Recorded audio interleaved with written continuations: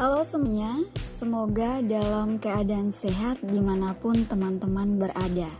Jadi baik, di video kali ini kita akan mempelajari terkait dengan materi matriks dan relasi. Yang pertama, kita akan membahas terkait dengan materi matriks, di mana hubungan dari matriks atau sebagai dasar dari matriks yang akan membantu kita untuk dapat mengingat terkait dengan pengertian dari matriks. Di sini ada 3 contoh yang sudah diberikan, yaitu yang pertama terkait dengan data harga penjualan barang, kemudian yang kedua ada daftar presensi, kemudian yang ketiga ada data tabungan. Ya, mungkin sekilas teman-teman bisa membayangkan terkait dengan data presensi. Ketika kita melihat di dalam buku presensi, tentunya ada nomor urut, kemudian ada nomor induk mahasiswa, ada nama mahasiswa, kemudian ada keterangan yang di dalamnya berisi yaitu keterangan sakit, izin, hadir, dan alpa, dan juga ada kolom tanda tangan atau paraf dari mahasiswa. Ya, terkait dengan daftar presensi begitu juga untuk daftar harga penjualan barang. Misal kita mau menjual sebuah barang, ya, ataupun kita mau membeli sebuah barang. Ya, tentunya kita akan list terlebih dahulu atau kita akan menulis jenis-jenis barang apa saja yang akan kita beli. Kemudian di sebelah kanan tentunya kita akan menulis terkait dengan harga dari pembelian barang atau harga dari penjualan barang. Begitu juga terkait dengan data tabungan, ya. Kalau misalkan teman-teman merupakan salah satu yang suka menabung, ya, tentunya kalau misalkan teman-teman mau menulis dalam sebuah buku, ya, ada hubungannya antara hari untuk melakukan tabungan, kemudian juga ada daftar terkait dengan keuangan yang mau ditabung. Ya, kalau dari sekilas terkait dengan contoh yang sudah diberikan, ya, tentunya ketika kita menulis terkait dengan contoh dalam daftar presensi, ada nama, nomor induk mahasiswa, ada keterangan atau ada paraf, ya, itu diberikan batas atau garis pembatas atau berada, ya, di dalam sebuah tabel. Oke, kita simpan, ya. Sudah kita singgung terkait dengan tabel. Kita lanjut. Di sini tertera sebagai tabel jumlah ketidakhadiran mahasiswa pada mata kuliah matematika diskrit. Kemudian ada tabel di sini, di mana tabel ini terdiri dari nama mahasiswa atau setiap bulannya, yaitu 1 sebagai Januari contoh, kemudian 4 kita misalkan dengan bulan April. Kemudian di sini ada data, ya, jumlah dari mahasiswa yang terdiri dari laki-laki dan perempuan yang tidak hadir selama 1 bulan tersebut, yaitu pada bulan Januari ada 3 mahasiswa laki-laki yang tidak hadir di dalam pertemuan contohnya. Kemudian juga ada 2 orang perempuan yang tidak hadir di dalam pertemuan pada bulan Januari. Kemudian jika kita mau keluarkan data, ya, untuk 3, 5, 2, dan 6, kemudian untuk data 2, 1, 4, dan 3 ke dalam bentuk, ya, seperti yang sudah dituliskan, terdiri dari 2 buah kurung kurawal. Oke. Kita perhatikan data yang telah diubah bentuknya, kemudian bilangan tersusun menurut baris dan kolom. Oke, diingat tadi kita sudah singgung terkait dengan tabel. Ya, kalau tabel tentunya terdiri dari jumlah baris dan kolom. Ya, teman-teman bisa melihat dikatakan baris itu dari kiri ke kanan. Kemudian kolom itu dari atas ke bawah. Oke, kita lanjut. Terkait dengan sekilas deskripsi atau dasar dari contoh-contoh bentuk matriks yang sudah diberikan di slide sebelumnya, maka kita dapat menyimpulkan bahwa matriks merupakan kumpulan bilangan yang tersusun menurut baris dan kolom sedemikian sehingga tampak seperti bentuk sebuah persegi panjang atau bujur sangkar. Kemudian matriks juga merupakan kumpulan bilangan, simbol, atau ekspresi yang berbentuk persegi panjang yang disusun menurut baris dan kolom. Kemudian yang ketiga, matriks merupakan kumpulan bilangan yang tersusun menurut baris dan kolom. Jika lebih sederhananya lagi, oleh karena itu, ya teman-teman harus mengingat bahwa ketika kita mempelajari terkait matriks, yang perlu kita dahulukan adalah menyebut baris lalu diikuti dengan kolom. Jadi jangan terbalik ya, kolom terlebih dahulu baru kita menyebutkan baris. Oke, kita lanjut. Matriks bujur sangkar merupakan matriks yang berukuran n kali n. Dalam praktek, kita lazim menuliskan matriks dengan notasi ringkas, yaitu matriks A sama dengan matriks A baris dikalikan dengan kolom, atau matriks A berindeks IJ. Contoh, di bawah ini adalah matriks yang berukuran 3 kali 4 ya, di mana terdiri dari 3 baris dan juga 4 kolom.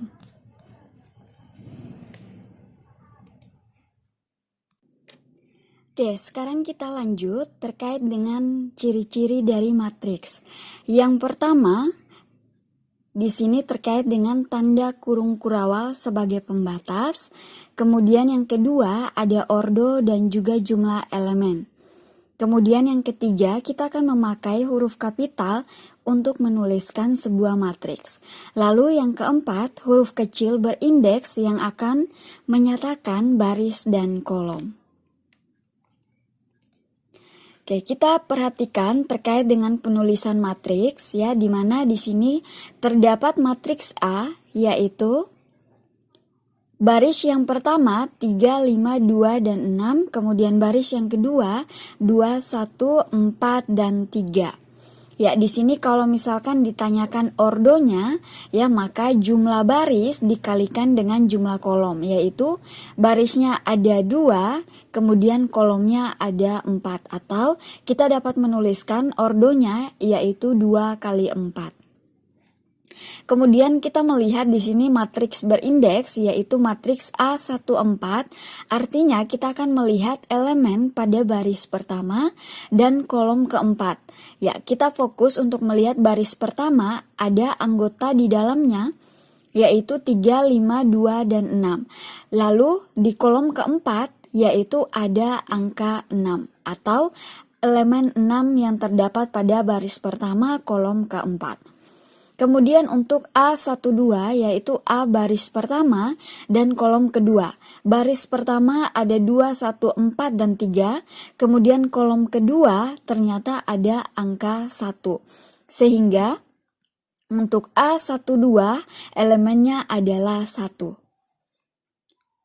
Oke, kita perhatikan ketika kita pelajari terkait dengan matriks, tentunya tidak hanya terdiri dari baris dan juga kolom, melainkan disebut sebagai diagonal utama untuk kiri atas ke kanan bawah, kemudian disebut sebagai diagonal sekunder untuk kiri bawah ke kanan atas.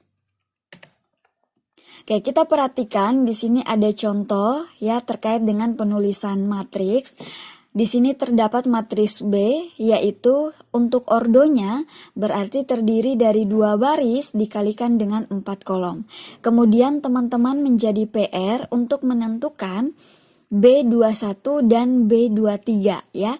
Jadi untuk B indeks 21, teman-teman akan fokus memperhatikan baris yang kedua dan kolom yang pertama. Kira-kira ada elemen berapa di sana. Kemudian banyaknya elemen pada B, ya banyaknya elemen pada matriks B, tentunya teman-teman akan menuliskan semua anggota di dalam matriks, yaitu jumlah elemennya ada 1, 2, 3, 4, 5, 6, 7, dan 8. Oke, kita lanjut. Di sini juga ada contoh yang kedua, ya biar teman-teman lebih memahami lagi terkait dengan menentukan ordo, kemudian matriks berindeks, dan juga banyaknya elemen pada matriks C.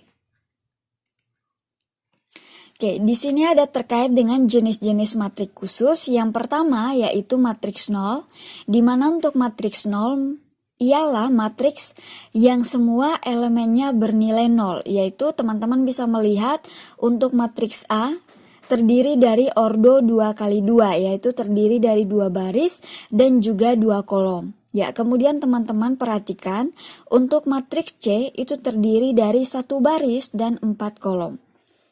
Untuk sifat-sifat matriks 0, di mana jika matriks A ditambah dengan matriks 0 maka hasilnya adalah matriks A.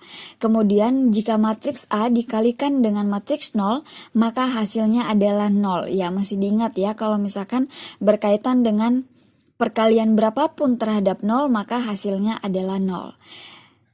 Kalau syarat-syarat perkalian terpenuhi. Oke, kita perhatikan yang kedua yaitu matriks baris, di mana matriks baris merupakan matriks yang hanya terdiri atas 1 baris saja, yaitu di sini terdapat matriks D, matriks E, dan juga matriks F. Kemudian yang ketiga yaitu matriks kolom, di mana matriks kolom merupakan matriks yang hanya terdiri atas 1 kolom saja. Ya, di sini teman-teman bisa melihat untuk contohnya yaitu ada matriks G, matriks H, dan juga matriks I. Kita perhatikan untuk jenis-jenis matriks yang keempat, terdapat matriks persegi atau matriks bujur sangkar, di mana matriks yang banyak barisnya itu sama dengan banyak kolomnya. Jadi kalau misalkan terdapat matriks J yaitu ordonya 2 kali 2 atau terdiri dari 2 baris dan juga 2 kolom. Begitu juga dengan matriks K, terdiri dari 3 baris dan juga 3 kolom. Atau jika matriks L terdiri dari 5 baris dan juga 5 kolom. Ya, kita perhatikan terkait dengan matriks segitiga atas, di mana matriks bujur sangkar yang semua elemen di bawah diagonal utamanya itu sama dengan 0. Dengan kata lain bahwa matriks A merupakan matriks segitiga atas bila A indeks I kali J atau A barisnya adalah I dikalikan dengan J merupakan kolomnya, itu sama dengan 0 untuk I lebih besar daripada J. Ya, teman-teman bisa melihat ya, di sini ada diagonal utamanya itu terdiri dari negatif 2, 8, dan 1. Sedangkan di setiap barisnya itu semakin kecil atau bernilai 0. Kemudian matriks M juga demikian, diagonal utamanya adalah negatif 2, 8, 3, dan 2. Kemudian jika I lebih besar daripada J, maka banyaknya kolom itu nilainya akan semakin besar, kemudian banyaknya baris ya, itu nilainya akan semakin kecil.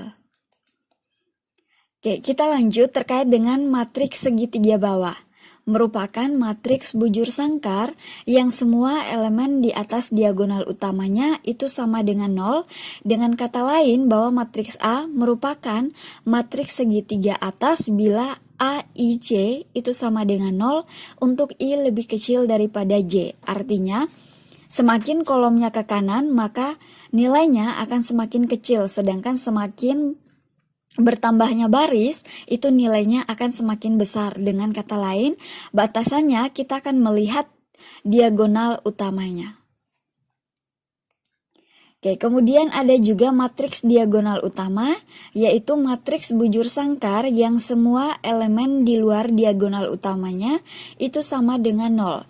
Dengan kata lain bahwa matriks diagonal bila A, I, J sama dengan 0 untuk I tidak sama dengan J.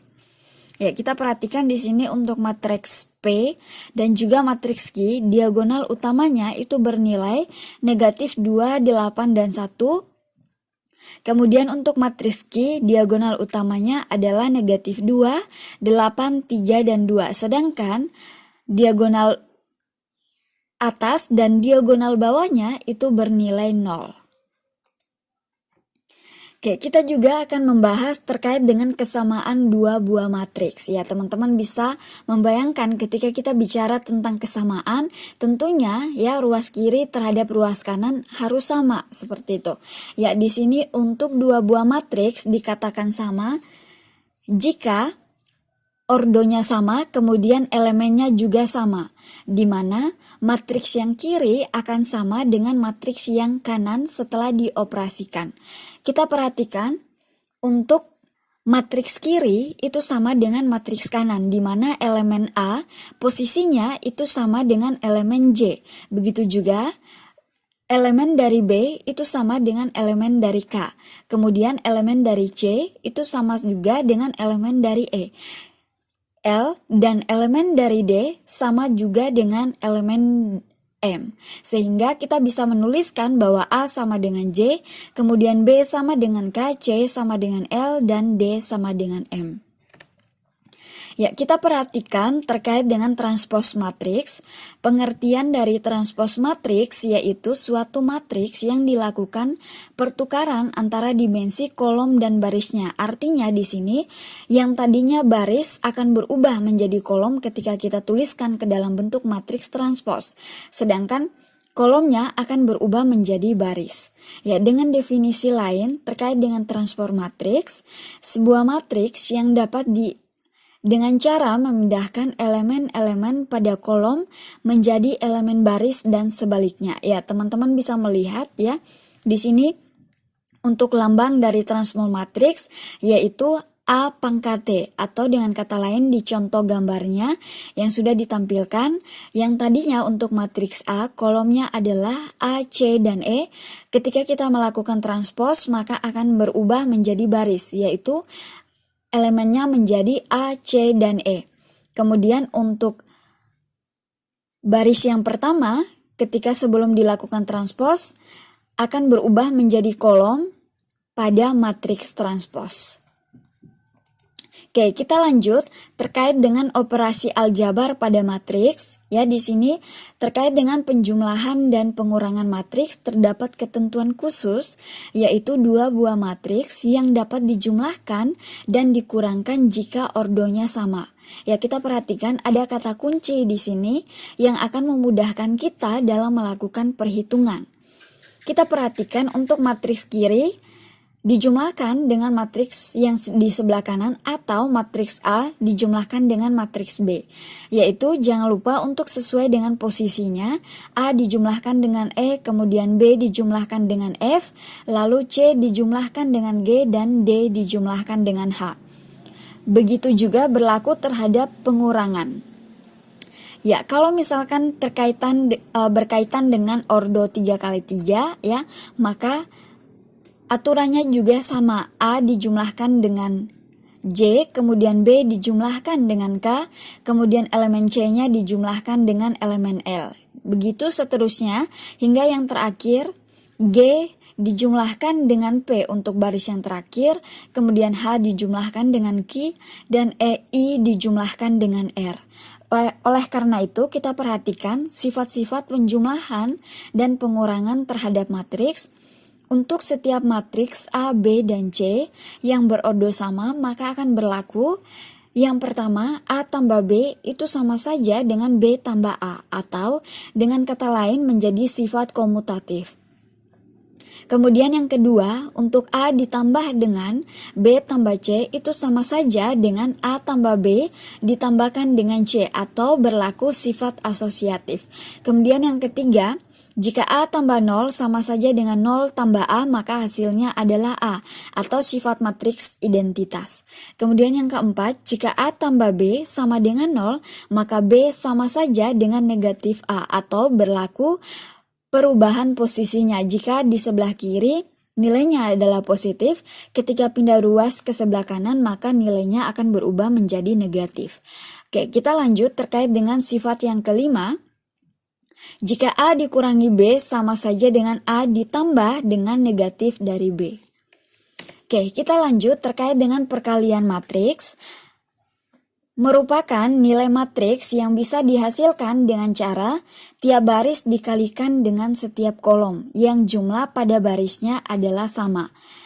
Oleh karena itu, dua buah matriks dapat dikalikan apabila jumlah atau banyak kolom pada matriks yang di sebelah kiri dan banyak kolom matriks di sebelah kanan adalah sama.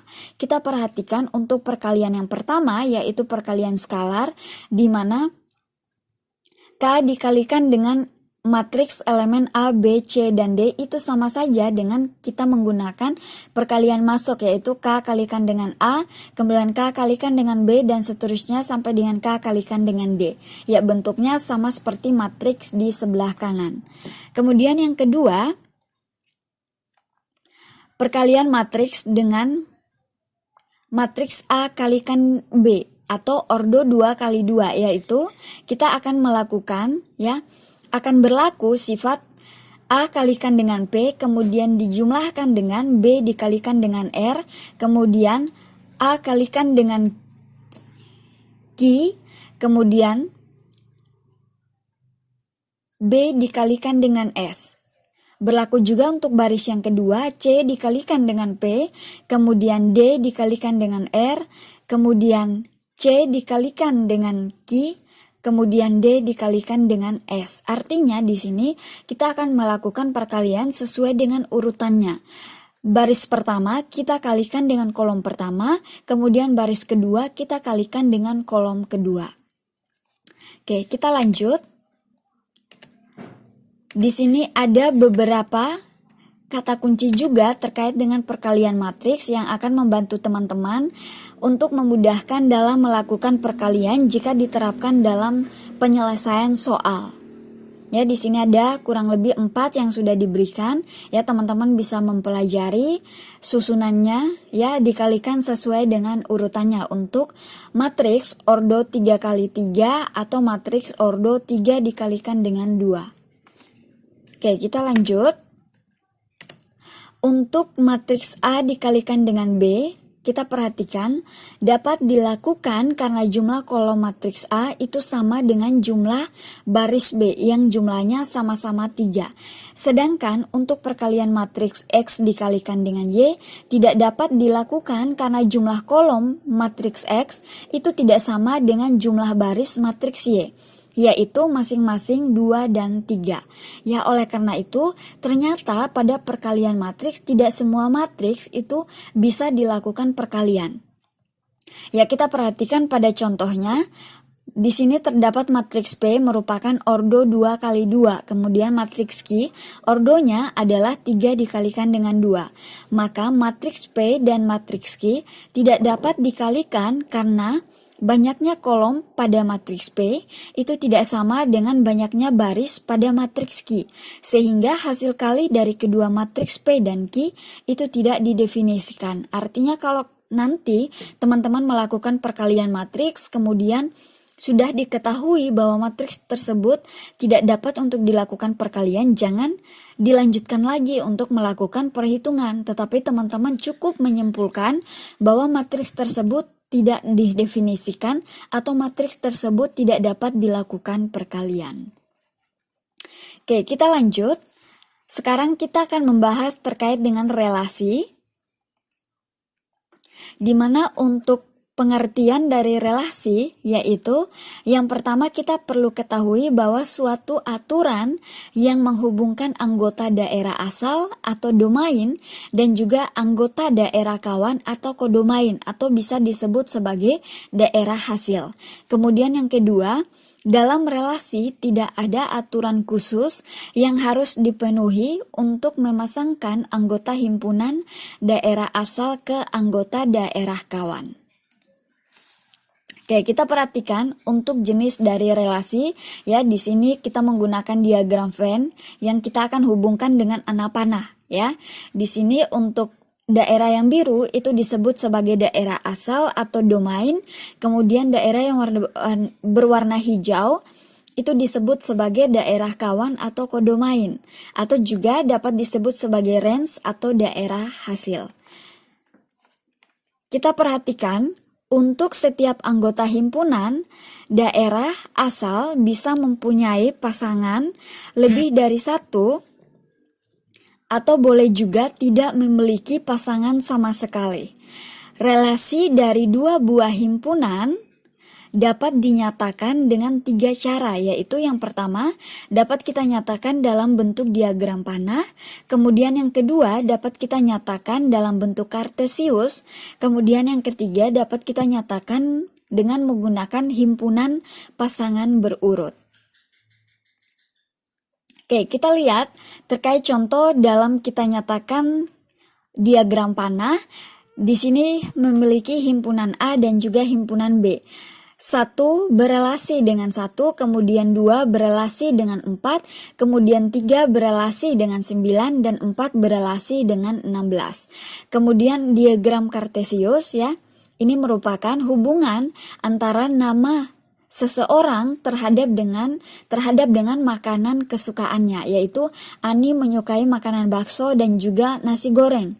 Ada Irfan menyukai mie ayam, kemudian Arman menyukai nasi goreng dan soto, kemudian Ahmad menyukai ikan bakar, dan juga Erwin menyukai bakso. Ya, kita perhatikan untuk himpunan pasangan berurut. Ya, contoh jika diketahui himpunan A yaitu nama negara, ada Indonesia, ada Jerman, ada Korea, dan juga Prancis. Kemudian himpunan B itu terdiri dari nama ibu kotanya, yaitu ada Tokyo, ada Paris, ada Jakarta, dan juga ada Seoul. Nah, kita diminta untuk menentukan pasangan berurut dari negara dan ibu kotanya. Ya, berarti kalau misalkan Indonesia sudah pasti pasangannya ibu kotanya adalah Jakarta, sehingga Jepang ibu kotanya adalah Tokyo, Korea ibu kotanya adalah Seoul, kemudian Prancis ibu kotanya adalah Paris. Oke, kita perhatikan untuk relasi biner atau R antara himpunan A dan B adalah himpunan bagian dari A dikalikan dengan B. Notasinya adalah R merupakan subset dari A kalikan dengan B. Kemudian yang kedua, jika A relasi dengan B, notasinya untuk A, B merupakan elemen dari R, yang artinya A dihubungkan dengan B oleh R. Kemudian yang ketiga, jika A bukan merupakan relasi dengan B, maka notasinya adalah A dan B bukan merupakan anggota dari R, yang artinya bahwa A tidak dihubungkan oleh B oleh relasi dari R. Kemudian yang ketiga, himpunan A disebut daerah asal atau domain dari R, dan himpunan B disebut daerah hasil atau range dari R. Oke, di sini ada contoh. Misalkan kita memiliki himpunan A terdiri dari anggotanya adalah Amir, Budi, dan Cecep. Kemudian B, anggotanya adalah kode mata kuliah.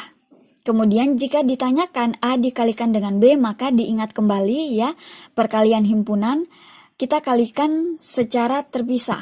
Artinya A dikalikan dengan kode 221, Amir dikalikan dengan kode 251, kemudian Amir dikalikan dengan kode 342. Kemudian lanjut, Amir juga dikalikan dengan kode 323. Lalu Budi dikalikan dengan kode 221, Budi dikalikan dengan kode 225, seterusnya sampai dengan Budi dikalikan dengan kode 323. Begitu juga dengan Cecep, melakukan perkalian satu persatu hingga Cecep dikalikan dengan kode mata kuliah 323.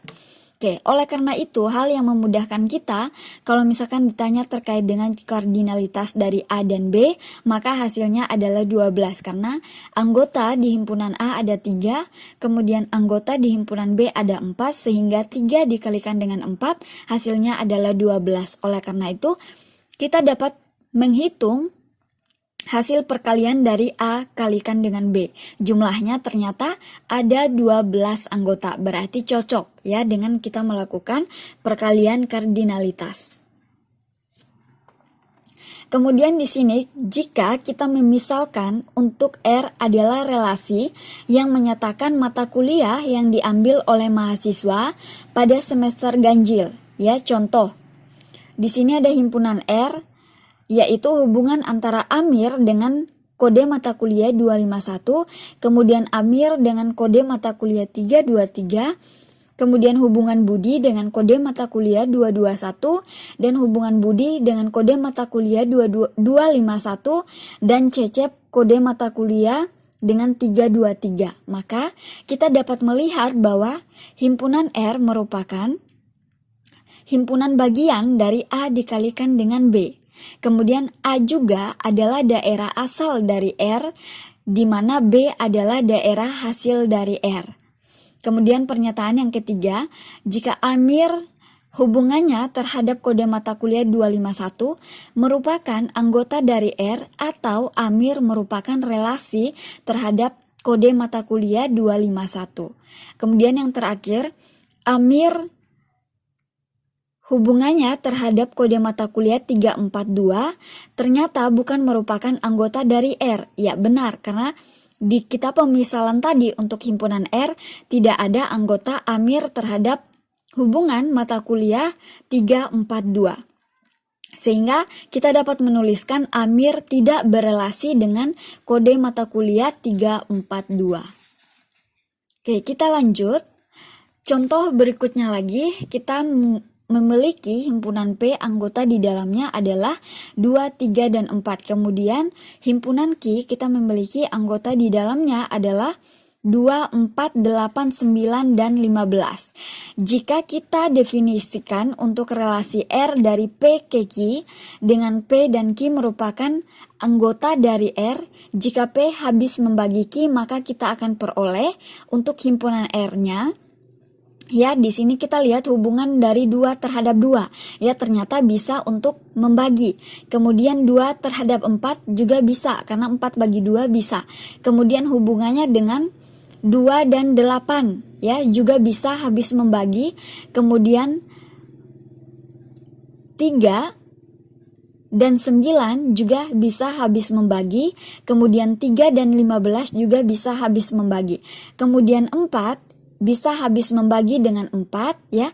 Kemudian juga 4 bisa habis membagi dengan 8. Ya, jadi kemungkinan yang terjadi ya, kita melihat anggota R di dalamnya adalah 2,2, kemudian 2,4, 4,4, 2,8, 4,8, 3,9, dan 3,15. Sehingga kalau kita menyatakan kardinalitasnya, jumlahnya adalah 1, 2, 3, 4, 5, 6, dan 7 kemungkinan yang terjadi. Maka kita lihat di sini relasi pada sebuah himpunan adalah relasi yang khusus. Kemudian yang kedua, relasi pada himpunan A adalah relasi dari A dikalikan dengan A. Kemudian yang ketiga, relasi pada himpunan A adalah himpunan bagian dari A dikalikan dengan A.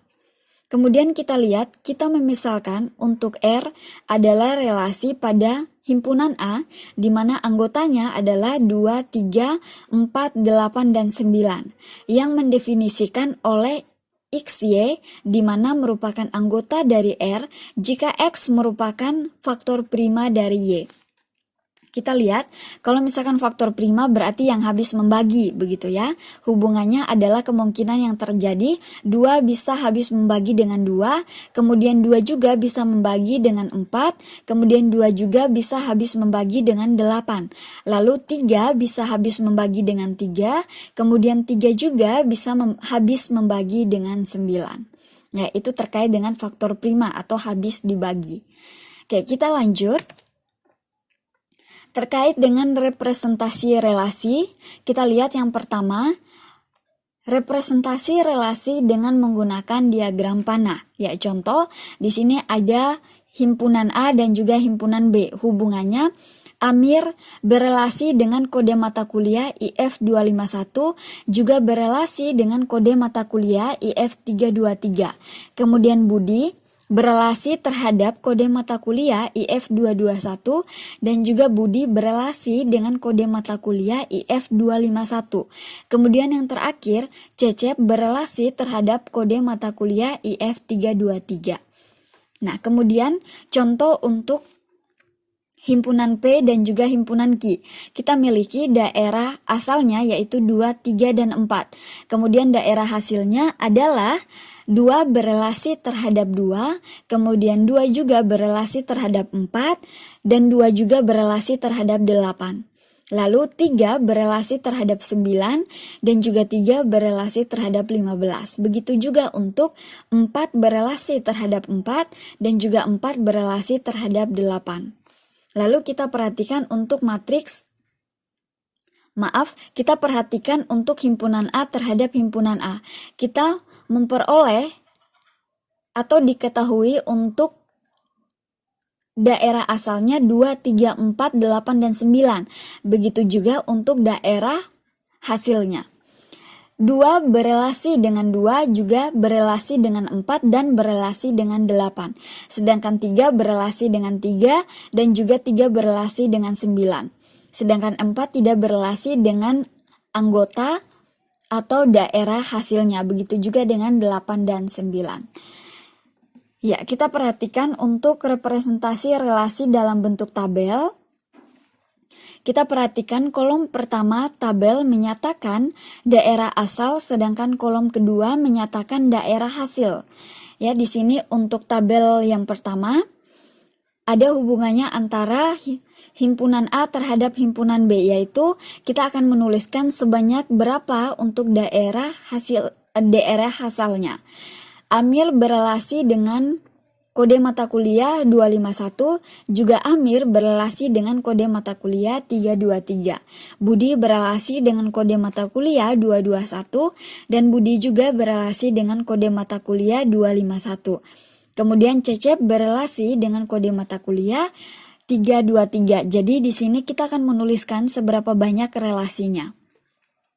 Kemudian tabel yang kedua, ya, P berelasi dengan Q. Ya, 2 berarti relasinya terhadap 2, juga 2 relasinya terhadap 4, kemudian 4 relasinya terhadap 4, 2 relasinya terhadap 8, 4 relasinya terhadap 8, juga 3 berelasi terhadap 9, dan 3 berelasi terhadap 15. Kemudian untuk tabel yang ketiga, ya, di mana diketahui himpunan A terhadap himpunan A, yaitu 2 berelasi dengan 2, kemudian 2 berelasi dengan 4, 2 berelasi dengan 8, dan 3 berelasi dengan 3, serta 3 berelasi dengan 3. Maaf, 3 berelasi dengan 9. Oke, kita lanjut. Untuk bagian yang ketiga, kita juga akan menuliskan representasi relasi dalam bentuk matriks. Di mana misalkan R adalah relasi dari A, di mana anggotanya adalah A1, A2, A3, dan seterusnya sampai dengan AM. Kemudian himpunan B, anggota di dalamnya adalah B1, B2, B3, dan seterusnya sampai dengan Bn. Di mana relasi R dapat disajikan dengan menggunakan matriks MIJ atau M indeks baris dikalikan dengan kolom. Kemudian kita bisa melihat untuk matriks M, barisnya adalah A1, A2, dan AM, kemudian kolomnya adalah B1, B2, B3, dan Bn. Kemudian di mana untuk M indeks I kali J itu sama dengan 1 merupakan anggota dari R, kemudian 0 bukan merupakan anggota dari R. Oke, kita perhatikan untuk contoh, ya, relasi pada contoh ketiga dapat dinyatakan dengan matriks. Ya, tadi sebelumnya, ya, kita sudah ketahui di slide sebelumnya terkait dengan hubungan antara Amir kemudian dengan kode mata kuliah. Ya, kita perhatikan untuk A1 hubungannya dengan Amir, kemudian hubungannya dengan B1 atau 221, ya, karena tidak ada hubungannya maka elemennya adalah 0. Tetapi di baris yang pertama kolom kedua 1 berarti kita melihat hubungannya untuk Amir dan juga kode mata kuliah 251. Ya, ternyata ada hubungannya, maka elemennya akan menjadi 1 atau bernilai 1. Ya, begitu seterusnya hingga baris yang ketiga, kolom yang keempat. Baris yang ketiga kenapa bernilai 1? Tentunya kita perhatikan ada Cecep berhubungan dengan kolom yang keempat, yaitu B4 dengan kode mata kuliah 324. Maka nilainya adalah 1. Begitu juga untuk dalam representasi matriks, ya, terkait dengan hubungan A1 atau baris yang pertama terhadap dengan kolom yaitu 2, 3, 4, kemudian juga B1-nya adalah 2, 4, 8, 9, dan 15. Ya, nanti teman-teman bisa cocokkan, ya, dengan slide yang sudah ditampilkan di slide sebelumnya. Oke, kemudian bentuk yang keempat, representasi relasi dengan graf berarah. Yang pertama, relasi pada sebuah himpunan dapat direpresentasikan secara grafis dengan graf berarah. Kemudian yang kedua, graf berarah tidak didefinisikan untuk merepresentasikan relasi dari suatu himpunan ke himpunan yang lain. Kemudian yang ketiga, tiap elemen himpunan dinyatakan dengan sebuah titik atau disebut juga simpul atau vertex, dan tiap pasangan terurut dinyatakan dengan busur. Kemudian yang keempat, jika A, B merupakan anggota dari R, maka sebuah busur dibuat dari simpul A ke simpul B, kemudian simpul A disebut sebagai simpul asal, dan simpul B disebut sebagai simpul tujuan. Dan yang terakhir, pasangan terurut A, A dinyatakan dengan busur dari simpul A ke simpul A sendiri, kemudian busur semacam itu disebut sebagai gelang atau kalang, atau juga kita bisa menyebutkan sebagai loop. Ya, contoh, misalkan R sama dengan anggota di dalamnya adalah A terhadap A, kemudian A terhadap B, kemudian B relasi dengan A, kemudian B terhadap C, B terhadap D, C terhadap A, C terhadap D, dan D terhadap B adalah relasi pada himpunan A, B, C, dan D. Ya, jadi kita bisa menggambarkan, ya, ada anggota A, B, kemudian C, dan D. Ya, kalau sudah seperti ini, kita kembali ke anggota yang sudah terdapat di dalamnya. A berelasi terhadap A, artinya anggota A akan kembali terhadap anggota A, maka kita dapat menuliskan loopnya itu anak panah kembali ke A. Kemudian A terhadap B, maka kita bisa menarik garis panah dari A ke B. Kemudian B terhadap A, kita menarik kembali lagi garis anak panah dari B terhadap A. Kemudian B terhadap C, kita menarik anak panah dari B terhadap C, begitu seterusnya hingga D terhadap B, yaitu anak panah dari D terhadap B. Ya, jadi oke, kita lanjut. Di sini terdapat sifat-sifat relasi biner, yaitu ada refleksif, di mana relasi R pada himpunan A itu disebut sebagai refleksif jika A, A merupakan elemen dari R untuk setiap A merupakan elemen dari A.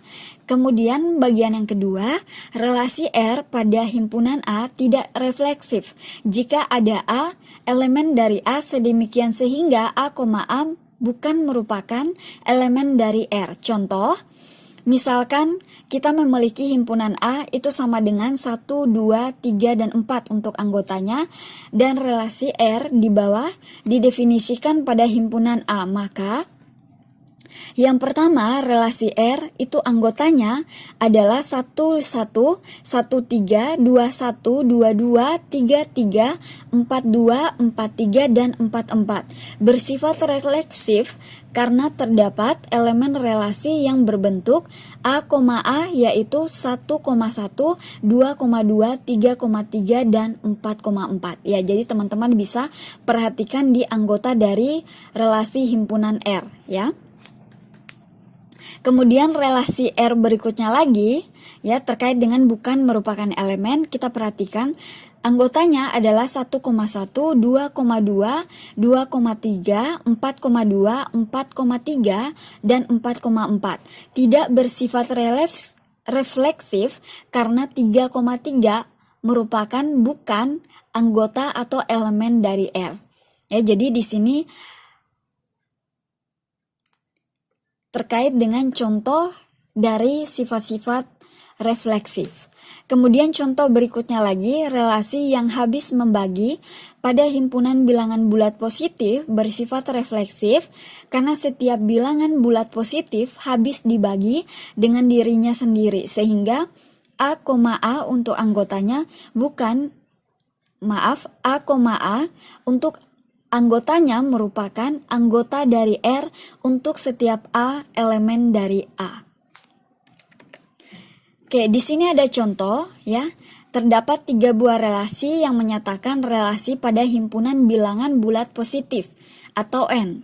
Yang pertama, Jika diketahui relasi R, X lebih besar dari Y, kemudian untuk himpunan S, X tambah Y itu sama dengan 5, kemudian himpunan T, 3X tambah Y itu sama dengan 10. Kita melihat bahwa ternyata tidak satu pun dari ketiga relasi di atas yang refleksif. Yang refleksif karena misalkan 2,2 itu bukan merupakan anggota dari R, juga bukan merupakan anggota dari S, dan juga bukan merupakan anggota dari himpunan T.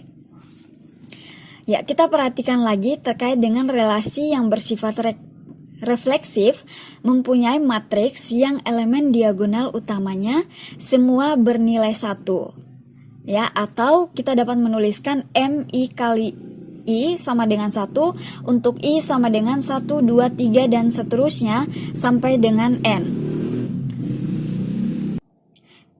Kemudian kita perhatikan untuk bentuk matriksnya diagonal utamanya adalah bernilai 1, yaitu graf berarah dari relasi yang bersifat refleksif dicirikan adanya gelang pada setiap simpulnya. Oke, kita perhatikan terkait dengan menghantar, ya, atau transitif. Relasi R pada himpunan A disebut menghantar jika A, B merupakan elemen dari R dan B, C juga merupakan elemen dari R. Maka A, C merupakan elemen dari R untuk A, B, dan C merupakan elemen dari A.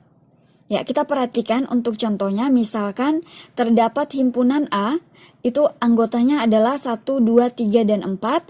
Relasinya di bawah dapat didefinisikan pada himpunan A. Maka kita perhatikan ya, untuk relasinya menjadi 2,1, 3,1, kemudian 3,2, 4,1, 4,2, dan juga 4,3 bersifat sebagai penghantar. Ya, pasangan berbentuknya karena tadi diminta untuk hubungannya A terhadap B, kemudian B terhadap C, dan juga A terhadap C. Ya, di sini teman-teman bisa melihat untuk pasangan bentuknya. Nah, kemudian kita lanjut terkait dengan hubungannya, yaitu relasi di mana anggota untuk 1,1, 2,3, 2,4, dan 4,2 itu tidak menghantar karena 2,4 dan 4,2 merupakan anggota dari R. Tetapi untuk 2,2 bukan merupakan anggota dari R. Begitu juga untuk 4,2 dan juga 2,3 merupakan anggota dari R, sedangkan 4,3 itu bukan merupakan anggota dari R. Oke, kemudian kita lanjut terkait dengan relasi R, di mana anggota di dalamnya adalah 1,1, kemudian 2,2, 3,3, dan 4,4. Ini dikatakan jelas sebagai. Kita perhatikan untuk bagian yang C, relasi R di mana anggotanya adalah 1,2, 3,4. Menghantar karena tidak ada anggota A dan B, merupakan elemen dari R, dan juga hubungan terhadap anggota B dan C merupakan anggota dari R. Sedemikian sehingga maka A, C merupakan elemen dari R. Sedangkan untuk relasi yang hanya berisi satu elemen seperti R sama dengan 4,5 untuk anggotanya, itu selalu menghantar. Oke, kita lanjut. Terkait dengan contoh, ya, di sini jika relasi habis membagi pada himpunan bilangan bulat positif bersifat menghantar, misalkan bahwa A habis membagi B dan B habis membagi C, maka terdapat bilangan positif M dan N sedemikian sehingga jika B sama dengan M kali A dan juga C sama dengan N kali B. Ya, di sini di mana C sama dengan N kalikan dengan M kalikan dengan A hubungannya sehingga A habis membagi C. Jadi relasinya habis membagi, oleh karena itu kita dapat menyebutkan bahwa sifat tersebut adalah menghantar. Ya, kemudian juga terdapat 3 buah relasi di bawah ini yang menyatakan relasi pada himpunan bilangan bulat N positif, yaitu untuk himpunan R, X lebih besar dari Y, kemudian himpunan S, X ditambah Y itu sama dengan 6, Kemudian himpunan T 3X ditambah dengan Y sama dengan 10. Maka R-nya adalah relasi yang menghantar karena jika X lebih besar dari Y dan Y lebih besar dari Z, maka X lebih besar dari Z. Kemudian S tidak dapat menghantar karena misalkan 4,2 dan 2,4 adalah anggota dari S. Ini sebagai contoh ya. Kemudian tetapi 4,4 bukan merupakan anggota dari S. Kemudian yang terakhir, jika himpunan T anggotanya adalah 1,7, 2,4, dan 3,1, berarti dikatakan jelas sifatnya adalah menghantar. Maka kita perhatikan, relasi yang bersifat menghantar tidak mempunyai ciri khusus pada matriks representasinya. Kemudian yang kedua, sifat menghantar pada graf berarah ditunjukkan oleh jika ada busur dari A ke B dan dari B ke C, maka juga terdapat busur berarah dari A ke C. Oke, kita lihat terkait dengan simetrik dan tolak setangkup. Jika relasi R pada himpunan A disebut setangkup, jika A, B merupakan elemen dari R, maka B, A juga merupakan elemen dari R. Untuk A, B merupakan elemen dari A. Kemudian relasi R pada himpunan A itu tidak setangkup jika A, B merupakan relasi atau anggota dari R sedemikian sehingga B, A itu bukan merupakan anggota dari R. Kemudian yang ketiga, relasi R pada himpunan A sedemikian sehingga A, B merupakan elemen dari R dan B, A merupakan elemen dari R hanya jika A sama dengan B.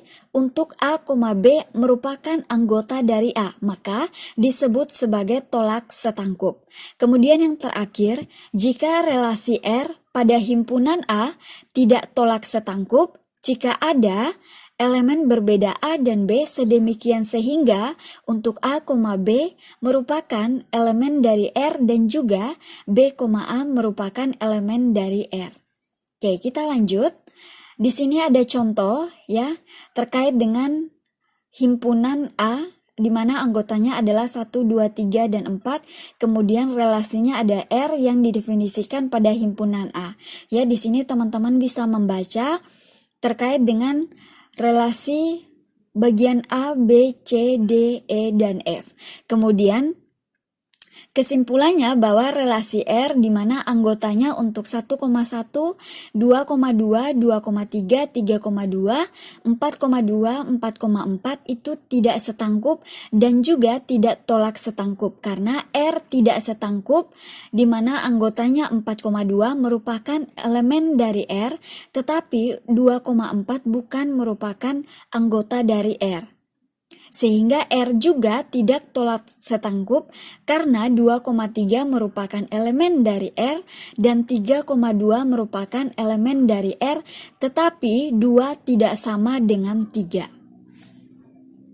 Oke, kita lanjut. Di sini juga ada contoh lagi ya yang akan menyatakan apakah keduanya tolak setangkup atau tidak ya. Teman-teman bisa membaca terkait dengan contoh yang kedua.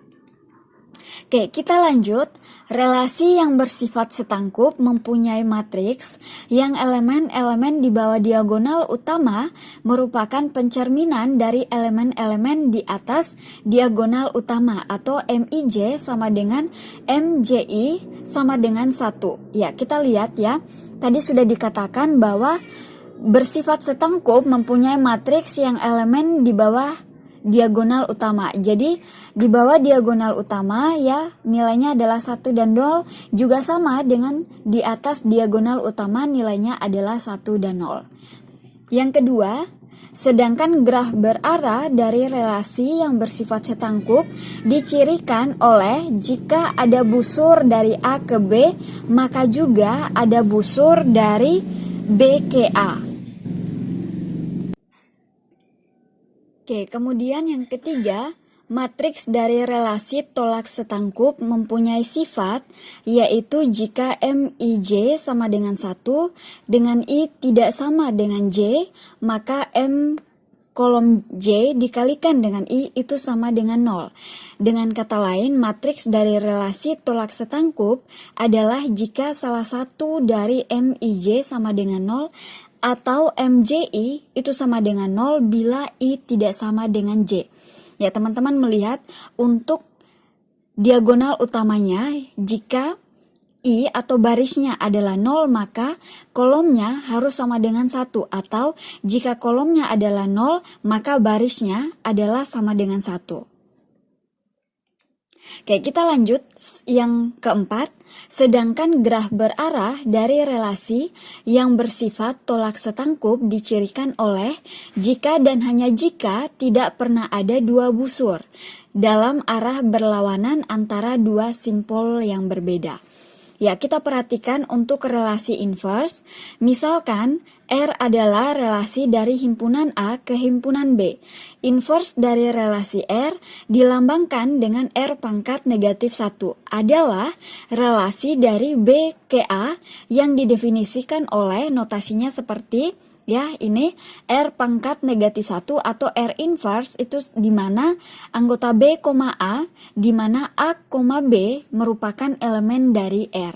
Contoh, misalkan P-nya sama dengan anggota di dalamnya adalah 2, 3, 4 dan juga anggota di dalam himpunan Q adalah 2, 4, 8, 9, dan 15. Jika kita definisikan relasi R dari P ke Q dengan P, Q merupakan elemen dari R, lalu jika P habis membagi Q, maka kita peroleh R sama dengan 2,2 untuk anggotanya, 2,4, 4,4, 2,8, 4,8, 3,9, dan 3,15 untuk R inverse-nya dari relasi R, yaitu relasi dari Q ke P dengan Q, P merupakan anggota dari relasi inverse. Jika Q adalah kelipatan dari P, maka kita akan peroleh matriks yang akan mempresentasikan relasi R. Ya, kita perhatikan tadi sudah dikatakan ya, jika misalkan elemennya atau anggotanya akan bernilai ya, maka hubungannya atau inverse-nya akan bernilai 1. Jika tidak, maka anggotanya akan bernilai 0. Begitu juga jika kita akan merepresentasikan relasi R inverse, kita lakukan transpose, maka baris akan menjadi kolom dan juga kolom akan menjadi baris. Oke, kemudian berikutnya lagi terkait dengan mengkombinasikan relasi. Yang pertama, karena relasi binar merupakan himpunan pasangan terurut, maka operasi himpunan seperti irisan, gabungan, selisih, dan beda setangkup antara dua relasi atau lebih maka akan berlaku jika R1 dan R2 masing-masing adalah relasi dari himpunan A ke himpunan B. Maka R1 beririsan dengan R2, kemudian R1 gabungan dari R2, R1 dikurangi dengan R2, dan R1 beda setangkup terhadap R2, merupakan relasi dari A ke B. Ya, contoh misalkan kita mempunyai dua buah himpunan A dan B, yaitu anggotanya adalah himpunan A, B, dan C, kemudian himpunan B, A, B, C, dan D. Kita diminta relasinya untuk R1 adalah A dan A, kemudian B dan B, dan C, C. Kemudian untuk relasi R2-nya A, kemudian A, B, kemudian A, C, dan A, D. Lalu kalau ditanyakan untuk R1 irisan terhadap R2, maka kita ingatkan kembali lagi, kita akan melihat untuk anggota yang memiliki anggota untuk R1 dan R2 adalah sama. Jika tidak, maka kita tidak akan menuliskan. Ya, di sini untuk R1 dan R2 yang beririsan atau memiliki anggota yang sama, yaitu adalah A, Kemudian untuk R1 gabungan dari R2, ya, maka kita akan menggabungkan anggota dari R1 juga anggota dari R2. Kemudian jika R dikurangi dengan R1, masih diingat ya, jika ada yang sama, maka nilainya akan bernilai 0. Jika tidak, maka kita akan menuliskan hasil pengurangannya, yaitu dari R1 ada B di koma B, kemudian juga ada C, C. Begitu sebaliknya untuk R2 dikurangi dengan R1, maka jika ada yang sama, nilainya akan bernilai 0. Jika tidak, kita akan melihat pengurangan dari relasi 2 terhadap relasi 1, yaitu anggotanya ada A, B, A, C, dan A, D. Sedangkan untuk beda setangkup, R1 beda setangkup terhadap R2, maka hasilnya adalah B, B, kemudian C, C, A, B, A, C, dan A, D. Artinya untuk anggota A, dikurangi atau beda setangkup dengan R2, maka nilainya adalah 0. Oke, kita lanjut.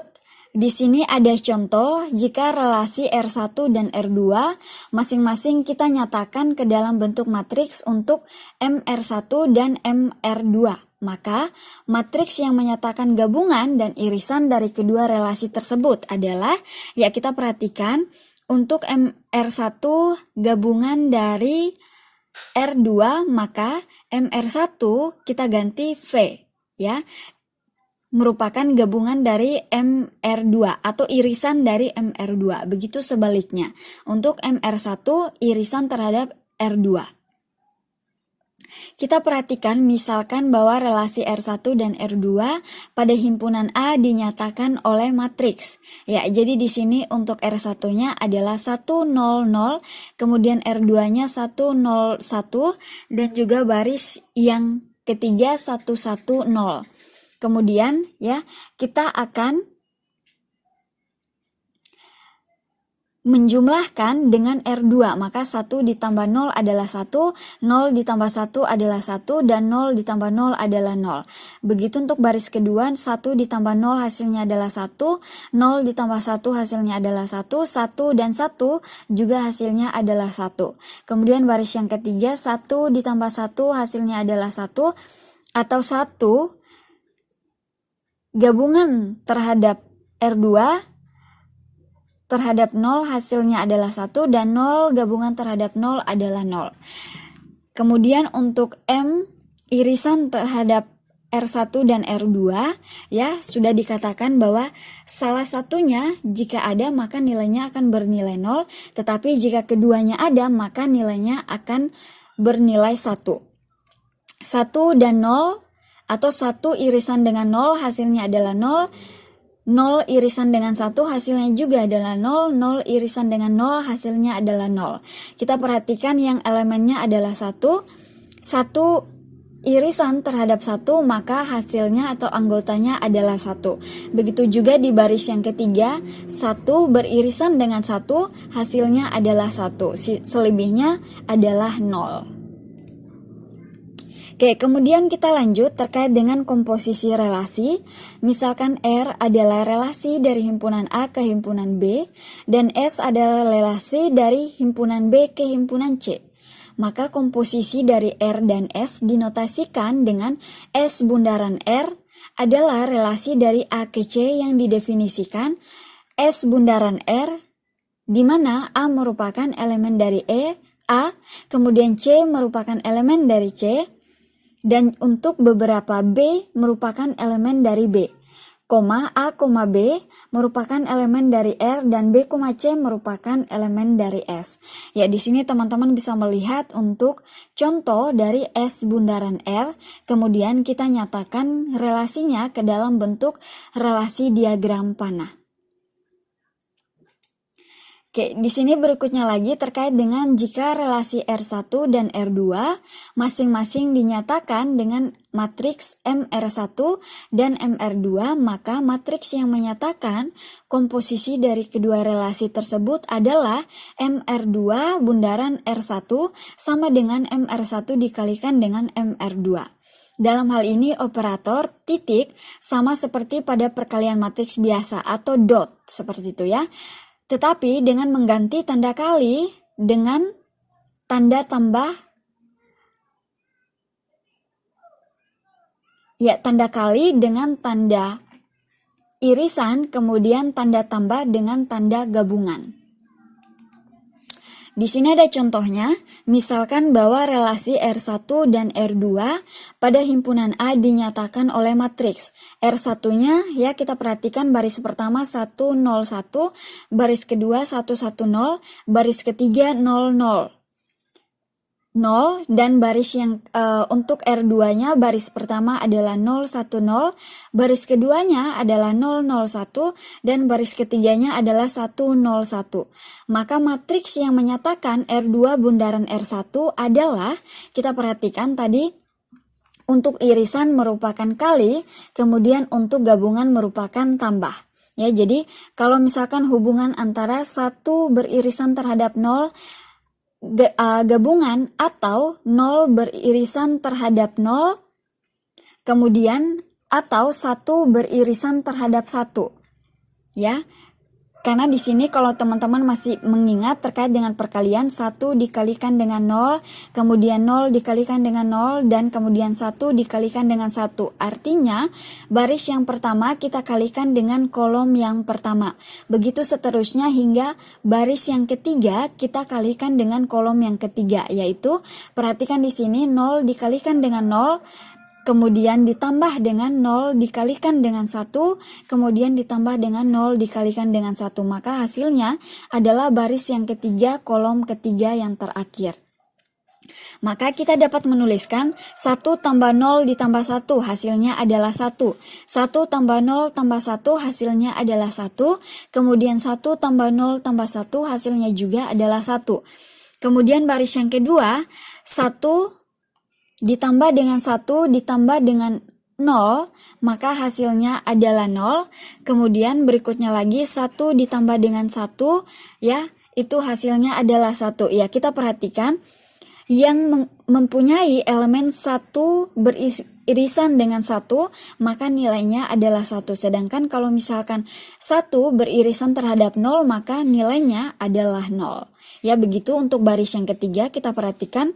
Baris yang ketiga tidak ada anggota yang terdiri dari 2 buah elemen 1 beririsan terhadap 1. Jadi di sini yang ada hanyalah 0 beririsan terhadap 0 dan juga 0 beririsan terhadap 1 dan 1 beririsan terhadap 0. Sehingga hasilnya adalah baris yang ketiga 0, 0 dan 0 untuk anggotanya.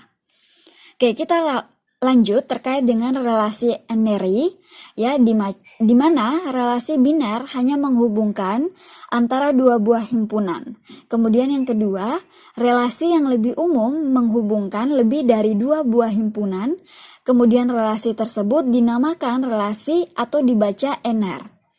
Jika N sama dengan 2, maka relasinya dinamakan relasi biner atau B sama dengan 2. Relasi N-ry mempunyai terapan penting dalam basis data. Kemudian yang ketiga, misalkan A1, A2, A3, dan AN adalah himpunan, relasi N-ry R pada himpunan-himpunan tersebut adalah himpunan bagian dari A1, A2, A3, dan seterusnya sampai dengan AN, atau dengan notasi R merupakan subset dari A1 kali A2 kali A3 dan seterusnya sampai dengan AN.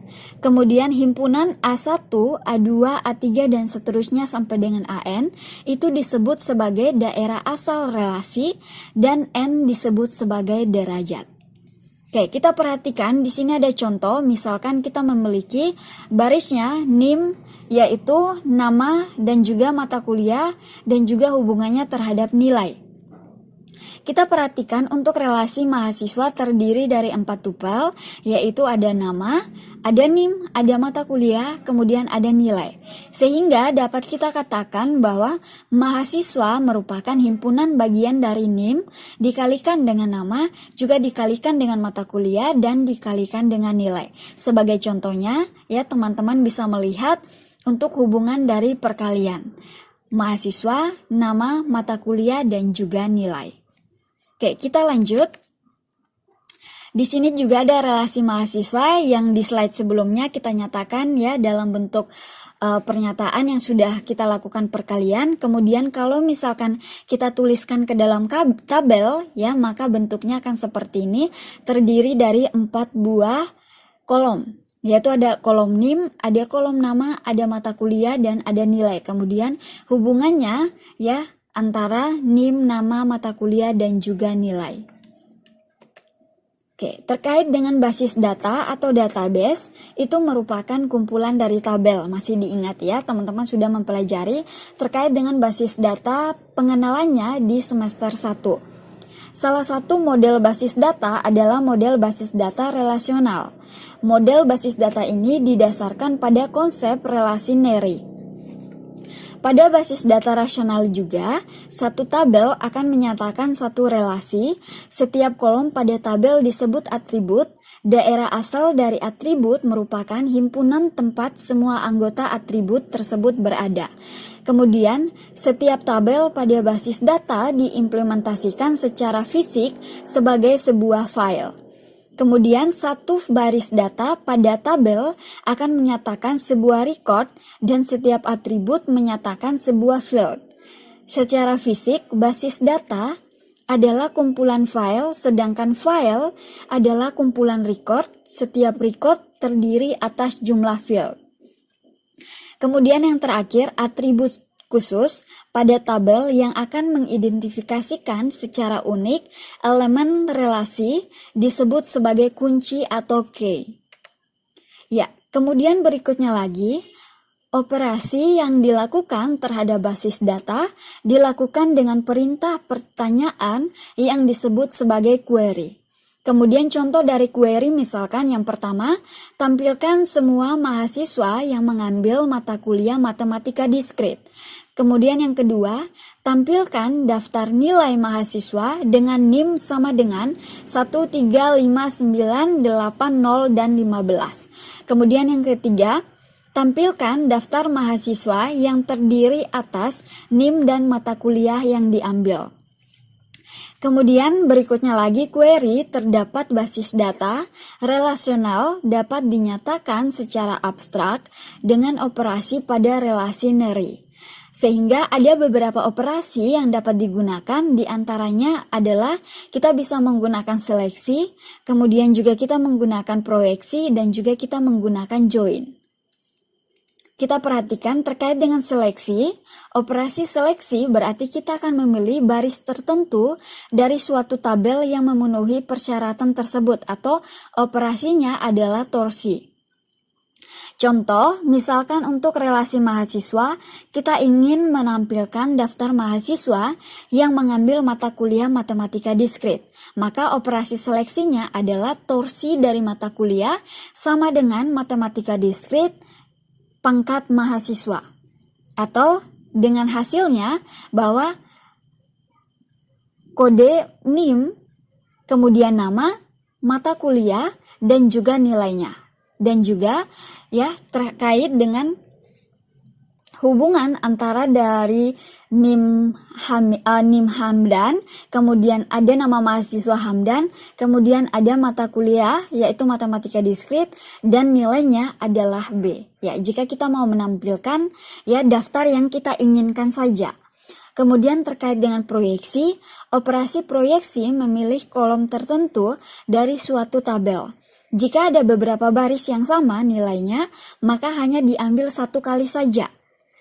Kemudian operatornya adalah pi. Kita perhatikan terkait dengan operasi proyeksi, pi yaitu nama, mata kuliah, dan juga nilai.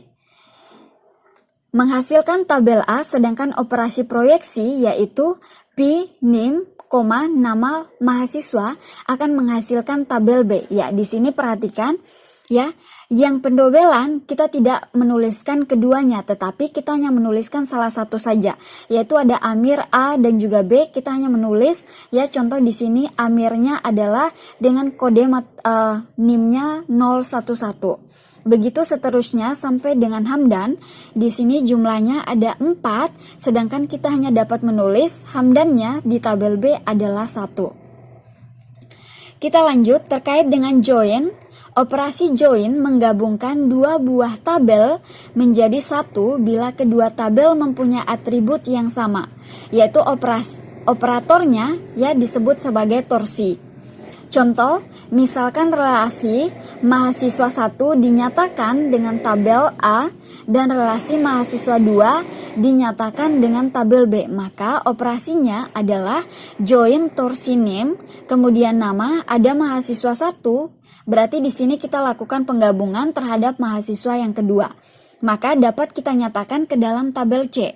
Ya, teman-teman perhatikan ya, kalau di tabel A terdapat tabel dengan jumlah barisnya ada 5, kemudian di tabel B jumlah barisnya ada 7, ya, maka jika kita gabungkan antara mahasiswa 1 dengan mahasiswa yang kedua, kita bisa menuliskan ya seperti pada tabel bagian C. Oke, jadi di sini merupakan bagian dari yang sudah kita. Oke, jadi baik, sekian untuk pembahasan video kali ini. Selalu sehat dan tetap semangat. Sampai jumpa di video selanjutnya.